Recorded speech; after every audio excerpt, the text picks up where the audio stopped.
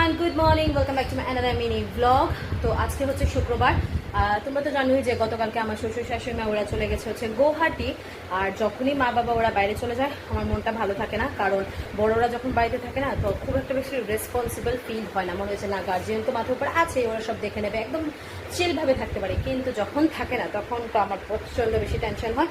তো যাই হোক, সকালবেলা ঘুম থেকে উঠে যা যা কাজবাজ করার সেরে ছেলেকে স্কুলে পাঠিয়ে আমি স্নান টান করে চলে এসেছি। এখন বানাবো হচ্ছে ব্রেকফাস্ট। আজকে ব্রেকফাস্টে বানাবো হচ্ছে, আমরা দুজন খেয়ে নেবো হচ্ছে কী খাবো ভুলে গেলাম, স্যান্ডউইচ। তো আজকে খাবো হচ্ছে আমরা ব্রেকফাস্টে স্যান্ডউইচ।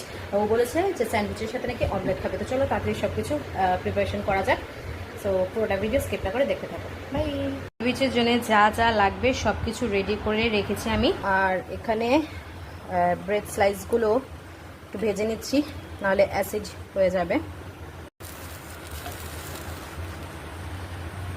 তো এখানে যেটা বলছিলাম, অ্যাসিড হয়ে যাবে যদি না ভাজি, কারণ ব্রেড খেলে অনেকেরই অ্যাসিডিটি হয়। বানিয়ে নিচ্ছি বরমশের জন্য অমলেট, বলেছে স্যান্ডউইচের সাথে নাকি অমলেটও খাবে। তো ফাইনালি আমার চিজ স্যান্ডউইচ রেডি হয়ে গেছে, তোমাদেরকে দেখাই। Sandwich with omelette is ready. তো চিজটা এই যে দেখো, চিজটা আছে ভেতরে। তো বলো কেমন হয়েছে ব্রেকফাস্টটা। আজকে তো মা নেই, আমি বানিয়েছি। কেমন হলো?